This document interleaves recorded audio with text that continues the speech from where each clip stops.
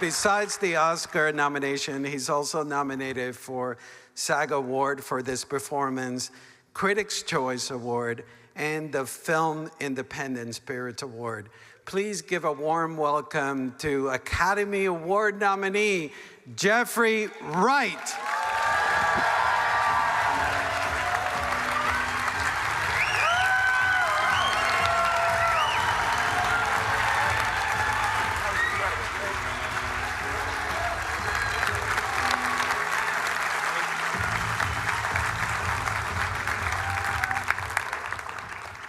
So, law school? Yeah, I'm applying next year. Yeah, taking the LSATs. Wow, this is incredible, incredible. Thank you all. Thank you for being here. Thank you. A big honor, a big honor. So, why law school? Well, if you grow up in Hawaii, chances are you surf. I grew up in Washington, D.C.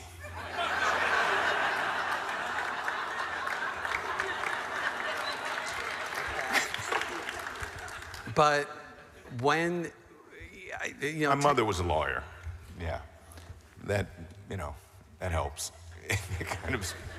But how did acting come about? When were you first introduced to acting? Well... To the theater? Well, actually, like all things, it came from my mom. She laid out in front of me a number of pathways when I was young. She kind of, chopped the bush and created these openings for me. And each one of those pathways led to opportunity. Mm-hmm. One of them was taking me to the theater when I was very young. And those were some of the most memorable evenings of my childhood. So she would take me to every show that toured out of New York and came to Washington. We'd go to the Ford's Theater. So much history there, of course. We'd go to the National Theater, the Warner Theater, and we'd see a range of things. Musicals, Annie, The Wiz, one-man show that James Whitmore did about Harry Truman called Give 'Em Hell Harry, a one-man show that Avery Brooks did about Paul Robeson, Ntozake Shange's For Colored Girls. We saw everything. And I just remember being enthralled by the atmosphere of it all. So much so that, my 7-year-old brain, when the curtain went down at the end of the show, was convinced that the world of the play went on behind the curtain. And I wanted to go back there. I remember that vividly. So that's where the seed was planted by my mother, but I didn't act on it. I didn't act at all while it germinated until Even in high school, you Nothing. I was I think I was a little anxious. I was afraid of it for whatever reason.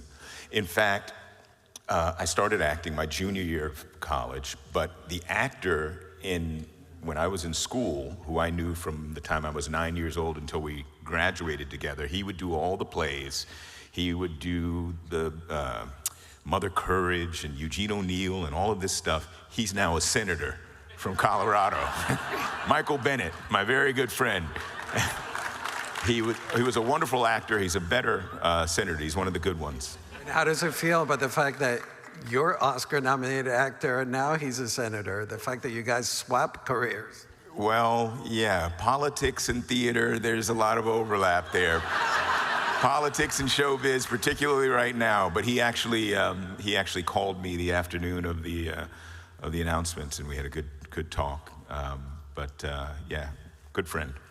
So you went to Amherst College, and you mentioned you started acting there. What shows were you doing?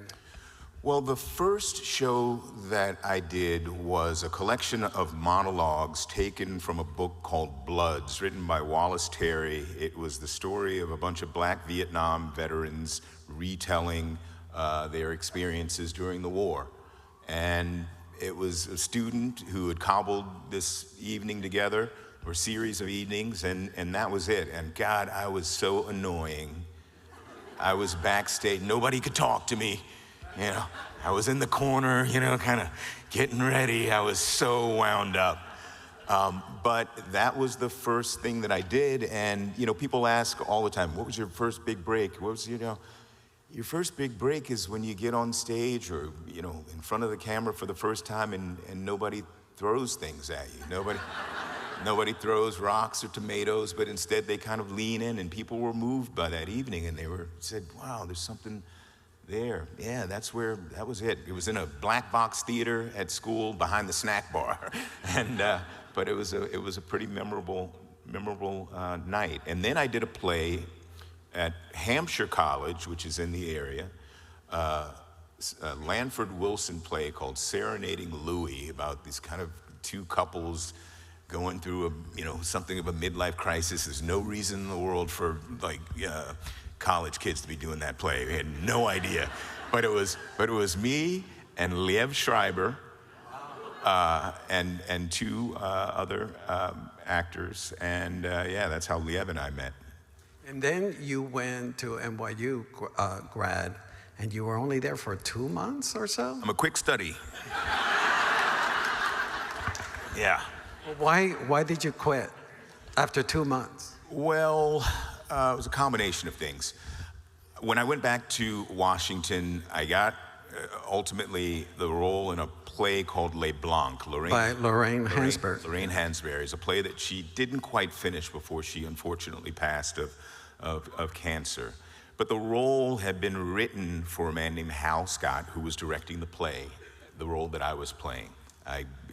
I knocked on the door of Arena Stage one day. I said, hey, I read your season and I read that play. I want to do that play. They said, go away, kid, you're bothering us.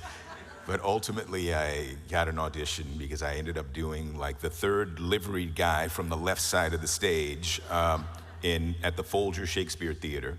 And Michael Kahn was running that. He ran for many years the acting program at Juilliard. And he said, yeah, I think that guy has something. So they let me audition for the play. I got the role, and it was a wonderful experience. Incredible group of actors, including Lilia Scala, who had been nominated for an Academy Award opposite Sidney Poitier in Lilies of the Field, 1963, I believe. Wonderful group of actors. And we did the play. Zelda Fitchhandler, who ran Arena Stage, also ran the acting program at Tisch. She said, you could use some training. So she gave me I auditioned, I got in, she gave me a full scholarship to come. That's how I came to New York. I had a job in the library and everything, and I duly thanked her by leaving after 2 months. Because the play, Les Blancs, was going to Boston, and I wanted to do that play again. And I thought for me, it was a more productive way of learning this thing, of learning the craft, kind of the old way, like the apprentice way, in the presence and of people who were more experienced than me. And I just felt more involved and active. Hal was the head of the acting program at Rutgers, so he was an educator as well. He took an interest. It was a play written for him. I mean, I felt a kind of betrayal if I didn't go off and do that. And then the talk was that it was going to come to New York at Lincoln Center, which it didn't. But still, it was, I decided instead of being in the classroom to go off instead and work. And you pay your dues in the theater, and also you did small parts. You worked with Alan Pakula, but then you got this amazing break of being in Tony Kushner's Angels in America. Can you tell us about, this is is the greatest play of the past, 50 years? What was that experience for you? Yeah, it just happened overnight, One day I woke up and they said, hey, come I was doing theater for 7 years.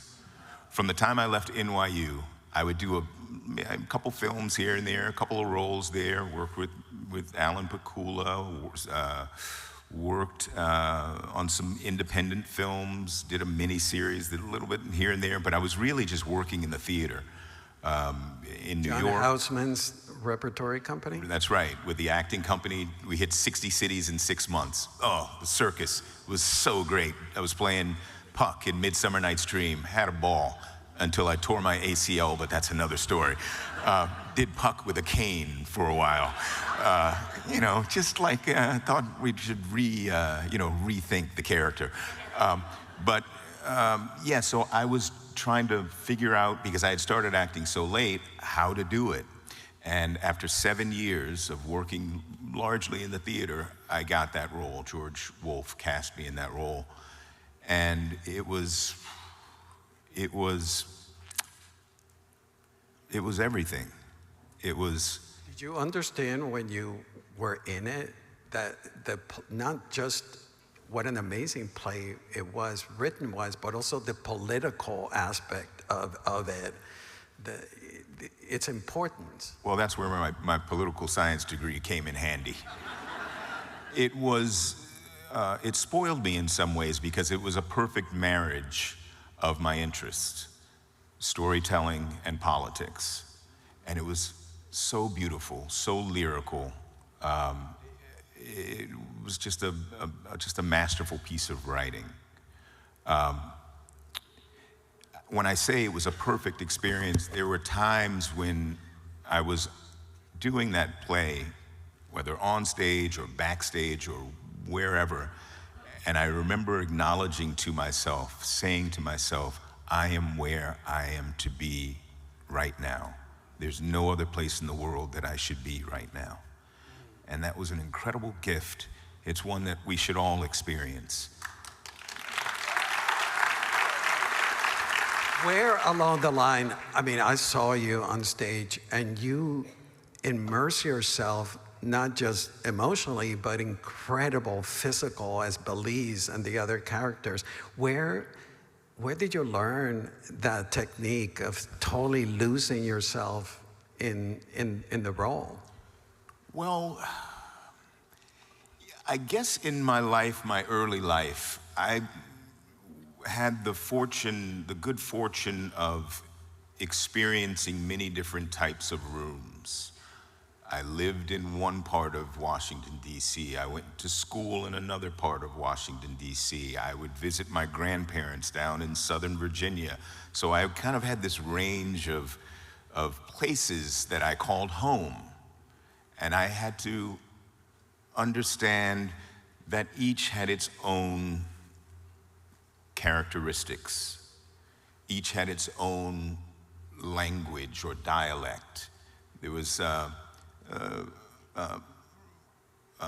modes of behavior that overlapped but weren't identical. So I had to always be flexible and be open and be comfortable in a number of different types of rooms. I think that might have had something to do with it, because I was always aware of just kind of the subtle differences in expectation, differences in codes and things like that. Maybe that was it. I also had a good ear. I loved language. I loved the music of language. I loved dialogue. I don't know why. Just in theater and in film, what performers did you look up to? Well, you mentioned it. Alec Guinness, yeah, in the what is it, The Killers? That film where absolute Peter Sellers. I mean, he's 1,000 different characters in one film in Doctor Strangelove. Dustin Hoffman, Gary, all of these. I love the idea of creating character, of being one person in one film or one production in another. I just thought that was the magic of it. I thought that's how you were supposed to go about it, to play with the mask. It just seemed like interesting. And as a very good friend of mine used to say, back, a friend of mine in New York, he said, if you can't beat them, confuse them. So that became maybe a kind of creative mantra for me. But yeah, I just enjoy that aspect of it. And it also seemed to me like kind of in the, maybe approaching like kind of pretentious way. It seemed to me a way to express empathy in what we do, to try to find myself inside some individual, some character that's seems reasonably remote from me, like in Angels in America. That took me a while to find that character and to express that side of myself. I was a jock more so than I was an actor, you know, growing up. I spent more time in dressing rooms, or rather in locker rooms, than I did in dressing rooms. So I wasn't the most evolved cookie in the jar, you know? I mean, the Angels in America is not a locker room conversation. And it, although, you know, I understood early on about the fluidity of my own sexuality and sexuality generally, it was not something that I was, you know, leapt into to kind of play that man. And in fact, I remember early in rehearsal on stage, and it was taking me a while. I was new to the play on Broadway. Marcia Gay Harden as well was new, but everyone else had done it a couple of times before. I wasn't a gay man. I was playing this role. I felt that I was being watched, and you know, we weren't really, I just, you know, I was neurotic too. That doesn't help in that regard. It helps in some regards, but anyway, one day we're on stage rehearsing, and George says to me, you know, it's not quite working, Jeffrey. And I said, well, George, I'm not comfortable just yet. And he said, Jeffrey, I don't want your comfort, I want your talent. And I said, oh. But it took work. And it took ultimately a focus on the humanity of the man, that the man was a friend and a lover and a caretaker and also an advocate and a warrior on behalf of this community. And then once I understood those things, then I could put the bow on. But it was working from the inside out as opposed to the You also, what was fascinating about seeing, and also seeing the film, and we'll talk about the film further down. Yes, you were warm and wise, but you brought so much intelligence to this role. That's when I was watching you. I was going like, oh my God, he exudes intelligence on stage. Well, that's an act. Yeah, if you can't beat him, confuse him again. Well, you know, he's a nurse. You know, you don't want someone who's not intelligent sticking a needle in your arm and administering anything. But that's written into the script. And I think George, too, wanted to emphasize that. He's very funny. He's got, uses wit as a weapon. But first and foremost, George wanted to emphasize that this was a man whose intelligence was also a weapon. So that it wasn't kind of a marginalized character at all. He really represents something very, kind of centered in the ecosystem of that play. That he's a spiritual intelligence in a world, particularly when he's confronting Roy Cohn, who was an aspiritual intelligence. Yeah, it was important that there be a balance there. And you won the Tony Award for Best Supporting Actor. And this led to your leading role in Julian Schnabel's first film, Basquiat, 1996, which, if you haven't seen it, you have some homework to do, is the life of Jean-Michel Basquiat, a world-renowned New York street artist struggling with fame, drugs, and his identity. We're gonna watch a clip from that, and also Ride with the Devil, 1999, directed by Ang Lee. And the movie takes place during the American Civil War. Confederate bushwhackers engaged in guerrilla warfare with Union Jayhawkers. Let's take a look at Basquiat and Wright with the Devil.